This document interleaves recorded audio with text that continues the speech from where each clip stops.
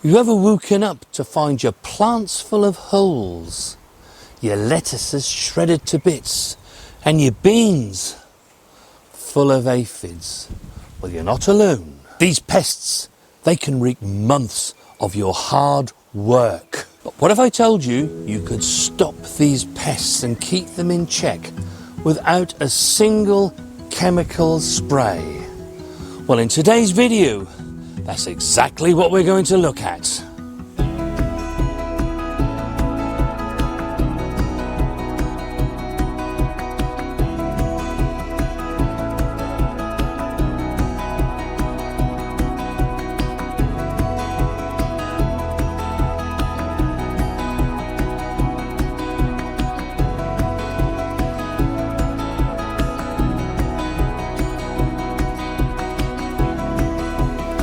It's taken me many years to understand this. Around about 5 years ago, our vegetable garden hit a real low point. Slugs demolished our beetroot.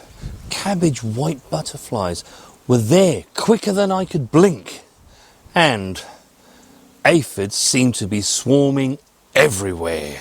I knew if I didn't figure out the solution, myself and Mrs. W, we were going to lose half of our summer crops. This bed has now given up all of its harvests. These were the beds that gave us brassicas in May and in June. We've finished those now, so now we can replant. And one of the good things about no dig is that crop rotation is not so critical.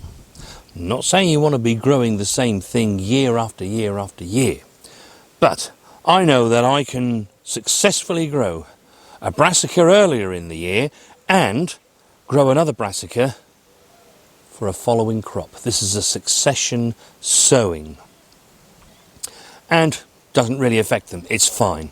We have good, healthy soil. And remember, healthy soil means healthy plants. That gives big harvests. And of course you've seen some of the really good harvests that we've had over the last couple of months. This row here will represent our greens for the month of January. I've already put some sendus plants in there, and if you remember, I sowed these back in June, right at the beginning of June, if you follow our channel. So these are now ready to go in.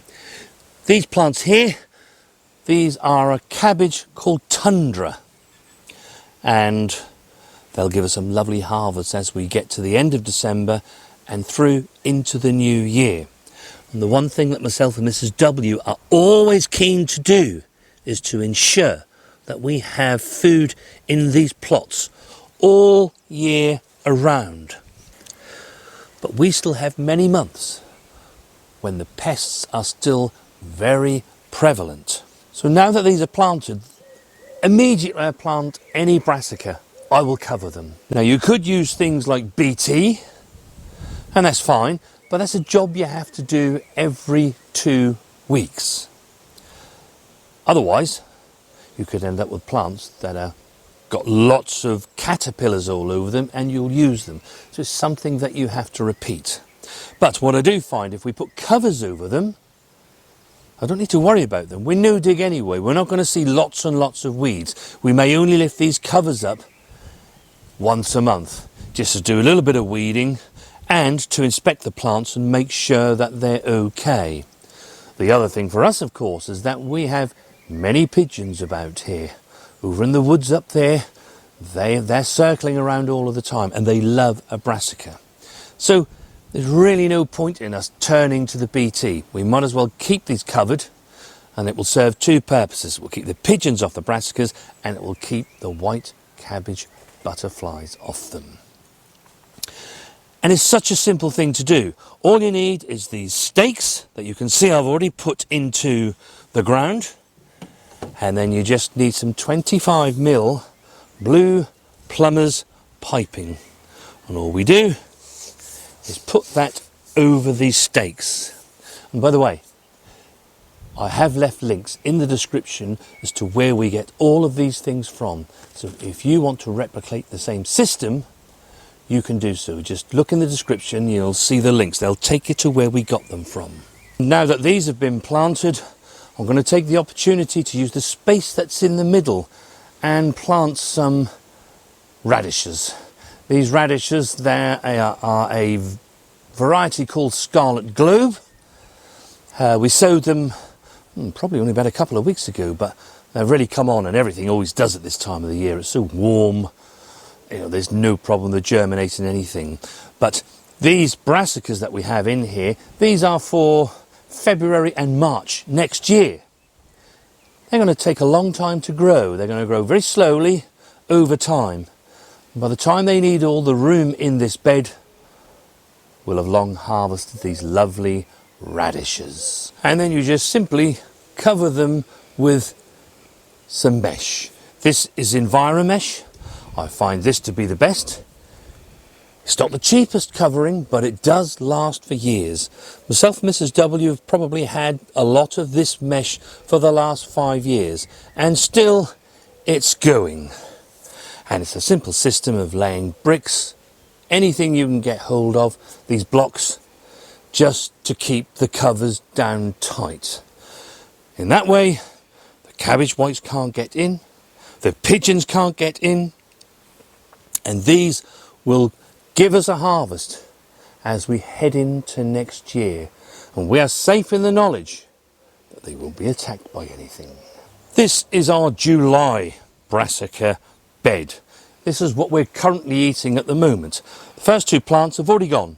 We've taken the Calibris. They've been harvested. But we have many more harvests to come.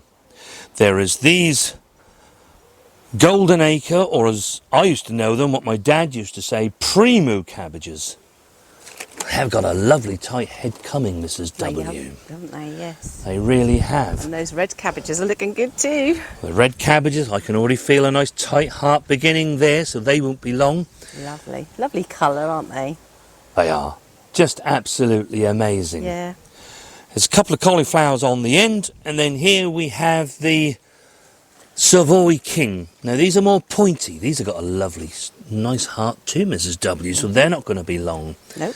Brilliant. And if you've ever wondered, because I said I was going to be planting these this year, I went back to them this year for certain times of the year to harvest. That's exactly what they look like, and they're a great cabbage that will, they are a Savoy type, but they will give you harvest at this time of the year. But with pests, another one is of course slugs. No dig, because we're no dig, we generally find that we don't see too much slug damage. If you look at these plants, there are very few holes in them. Partly that will be because we put a compost mulch over the top. It's dry, it's prickly, and the slugs don't like to crawl over it. But there's still more we can do. These cabbages looking absolutely amazing, but these leaves down here, they're not doing anything for this plant anymore. It's these ones that are around here that are doing all of the photosynthesizing. And you can see this one is really yellow, and it does have some holes in it. That's where Mr. Slug has been along, because that's Mr. Slug's role in the garden. He is the chief, or she is the chief recycler. They don't like to see rubbish in the garden, so they're going to clear it up for you. But if you clear the rubbish up instead, then they won't have a job to do. And therefore, they won't eat your plants and get into the hearts of these plants. The other thing is that it actually affords these plants more airflow. And you can see as I take these bottom leaves off and remove them,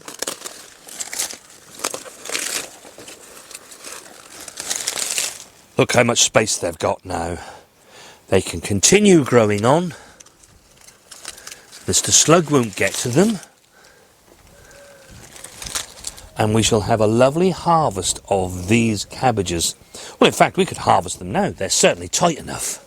But I'll let them get a little bit bigger as yet. And Mrs. W does like her coleslaw. Oh, yes. It's the same for these red cabbages. All of these leaves that are down the bottom, they're not really serving any purpose for this plant anymore. So remove them.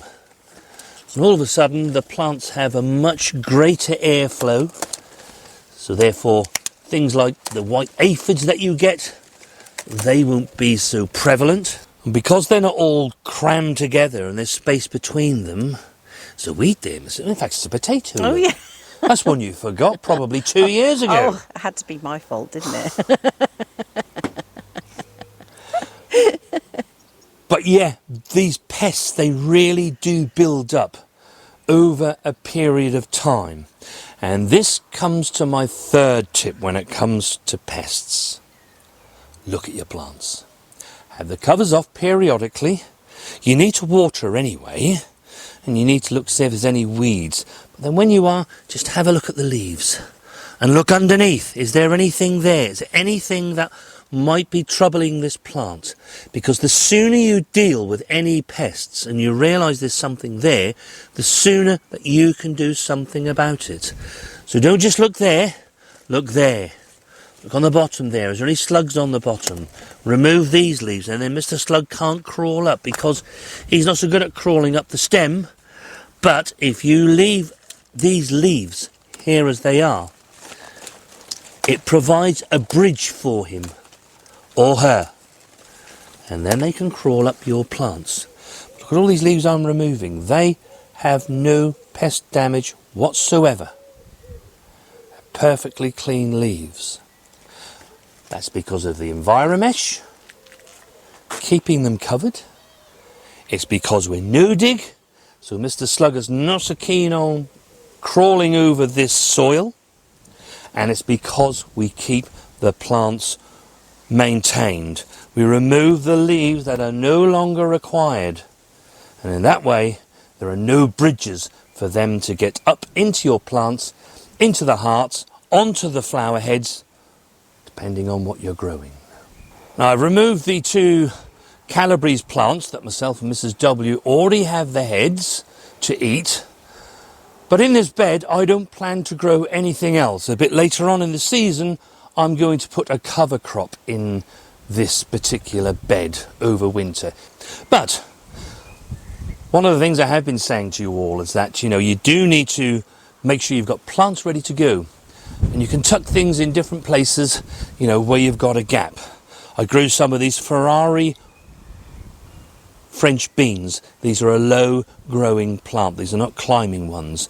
And they'll give us harvests in the next 6 to 8 weeks. And like I say, by then, everything will be cleared here by sort of October time, and we can put our cover crop in. But why let the space go to waste?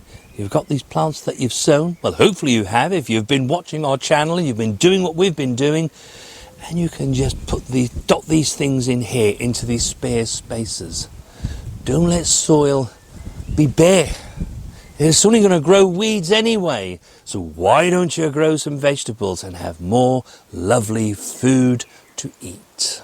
Now, beneficial insects are one thing that you can deploy when it comes to aphids. You can get green, white, black aphids. But if they take hold of your plants, they can do some real damage and your plants can really start to suffer.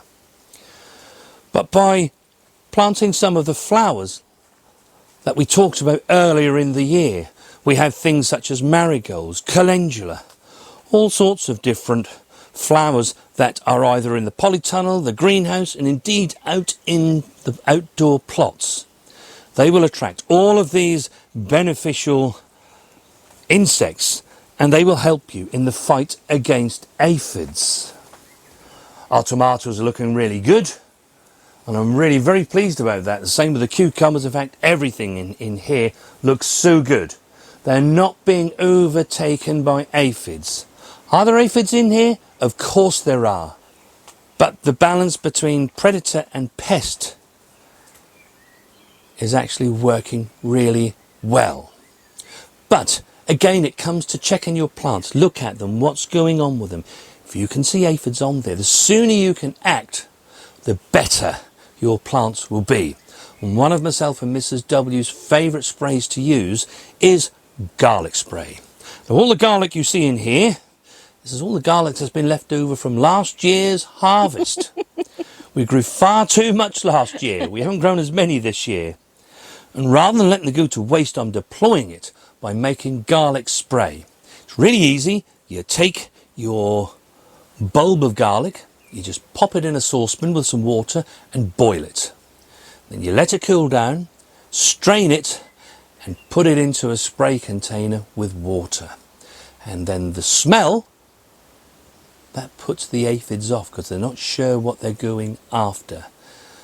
When you deploy this along with your flowers that you can grow to actually attract the beneficial insects, that's a real win-win for your plants. Same applies, of course, outside here in the outdoor plots.